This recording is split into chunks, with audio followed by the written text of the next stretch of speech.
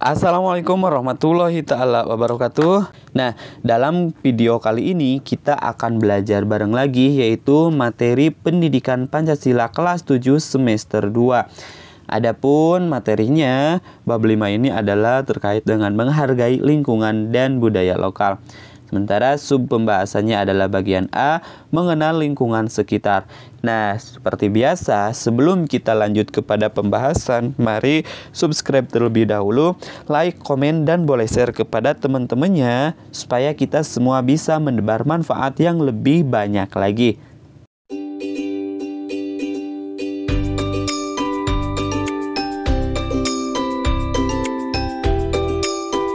Nah, adapun peta konsep di bab 5 ini terkait dengan menghargai lingkungan dan budaya lokal. Yang pertama, mengenal lingkungan sekitar. Yang kedua, menghargai budaya lokal. Yang ketiga, menghargai makanan tradisional. Yang keempat, menghargai produk dan jasa lokal. Yang terakhir adalah mengembangkan lingkungan dan budaya lokal. Nah, yang akan dibahas yaitu yang pertama terlebih dahulu terkait dengan mengenal lingkungan sekitar. Adapun tujuan pembelajarannya, peserta didik itu diharapkan mampu menjelaskan kearifan lokal dan perubahan budaya di lingkungannya. Jadi sekali lagi, dalam video kali ini peserta didik itu diharapkan mampu menjelaskan kearifan lokal itu ya dalam lingkungannya, tempat tinggalnya. Baik, mari simak materi penjelasannya. Mengenal lingkungan sekitar. Bagaimana sih kita mengenal lingkungan sekitar?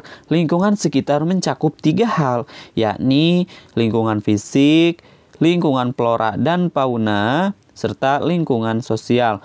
Lingkungan fisik pada umumnya mempengaruhi jenis flora dan juga jenis faunanya tentunya ya, dan jenis faunanya, atau tumbuhan dan juga hewan.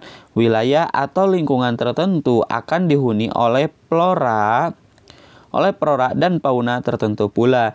Nah, bagaimana sih lingkungan fisik? Selain lingkungan fisik, lalu seperti apa lingkungan flora dan fauna, dan seperti apa pula lingkungan sosial? Mari simak penjelasannya satu persatu berikut ini. Yang pertama adalah lingkungan fisik. Lingkungan fisik yang mudah diperhatikan adalah menyangkut kawasan pesisir atau daratan. Daerah pesisir adalah yang dekat dengan laut, biasanya berupa daerah datar dengan tanah berpasir. Sedangkan wilayah daratan yang dimaksudkan adalah daerah yang agak jauh dari laut. Nah, setidaknya sekarang kita sudah bisa membedakan yang dimaksud dengan daerah pesisir dan juga daerah daratan. Nah, daratan dapat berupa daratan rendah maupun daratan tinggi atau pegunungan.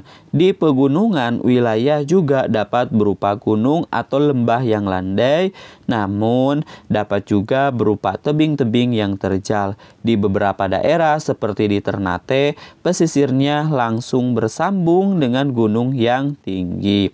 Nah, coba perhatikan tempat tinggal kalian di lingkungan fisik yang mana, apakah di lingkungan fisik pegunungan atau di dekat lantai ataupun di pesisir, kawasan pesisir, bahkan di wilayah daratan.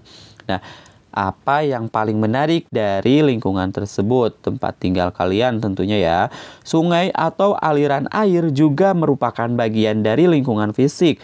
Ada yang berupa sungai berbatu-batu, ada juga yang berupa sungai atau saluran air yang tenang. Sebagian besar malah punya mata air, dan mata airnya itu berupa mata air terjun ya, seperti itu. Yang berikutnya, lingkungan flora dan fauna. Perhatikan juga jenis-jenis tumbuhan dan hewan di sekitar daerahmu. Ada yang menarik untuk diperhatikan. Ada daerah yang dekat dengan hutan, dengan perkebunan, bahkan dengan persawahan ataupun dengan taman. Apa pohon-pohon yang paling banyak di sana? Adakah jenis pohon-pohon tertentu yang menarik diperhatikan? Di pantai selatan Jogja, daun-daun pohon cemara laut membentuk lorong semacam gua. Daerah itu lalu dikenal sebagai Gua Cemara. Ada daerah yang memiliki pohon beringin putih. Beringin dalam bahasa Jawa adalah huringin. Maka daerah itu disebut huringin putih. Tentu ada yang unik di setiap daerah. Nah, jadi setiap daerah tempat kita tinggal tentunya unik ya. Artinya unik di sini adalah berbeda-beda jenis flora dan faunanya tentunya dengan teman yang berbeda tempat tinggalnya itu ya, seperti itu. Misalkan kalau di tempat kita itu ada burung cendrawasih, sementara belum tentu di tempat tinggal teman kalian itu ada burung tersebut.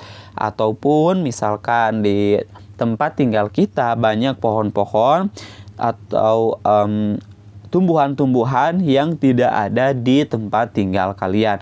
Nah, makanya setiap lingkungan tempat kita tinggal itu memiliki flora dan fauna yang berbeda-beda pula. Nah, yang berikutnya yaitu yang terakhir lingkungan sosial. Nah, dari ketiga lingkungan, yang pertama adalah tadi ada lingkungan fisik, yang kedua adalah lingkungan flora dan fauna, dan yang terakhir adalah lingkungan sosial. Dari ketiga lingkungan tersebut tentunya saling berkaitan atau saling berhubungan dari mulai fisik, flora dan faunanya, dan yang terakhir adalah lingkungan sosial. Nah, bagaimana sih atau seperti apa sih lingkungan sosial di tempat kalian? Nah, lingkungan sosial itu terdiri dari masyarakat dan lingkungan tempat tinggalnya. Jadi kata kuncinya sekali lagi, lingkungan sosial itu terdiri dari dua. Yang pertama adalah masyarakat dan yang kedua tentunya adalah lingkungan tempat tinggalnya. Ya, percuma kalau misalkan ada masyarakat tapi tidak ada tempat tinggalnya, itu ya mustahil. Tapi lingkungan tempat tinggal dengan masyarakatnya itu tidak bisa lepas, itu ya. Artinya masyarakat itu bisa bermukim di tempat tinggalnya atau di lingkungan tempat tinggalnya. Ada masyarakat yang kuat mengikuti adat tertentu serta memiliki tokoh yang kuat pula. Ada masyarakat yang tidak menganut adat khusus.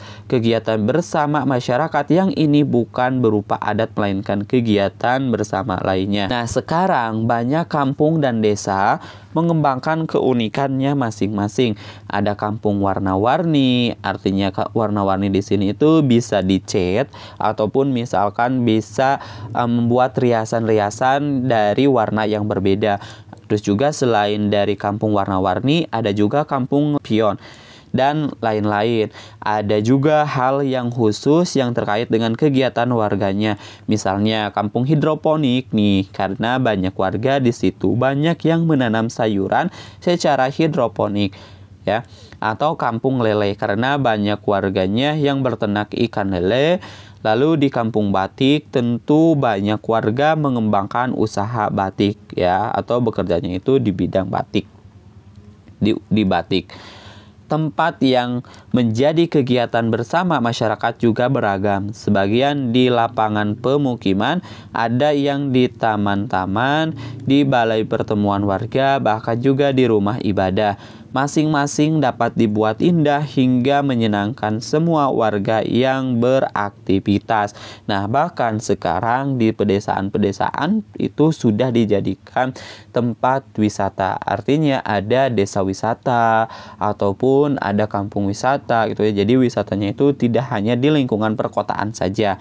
Nah, bagaimana sih kondisi atau keadaan lingkungan sosial tempat tinggal kalian? Sekian untuk pembahasan materi pertemuan kali ini. Insya Allah nanti kita lanjutkan pada video berikutnya. Kami akhiri. Assalamualaikum warahmatullahi wabarakatuh.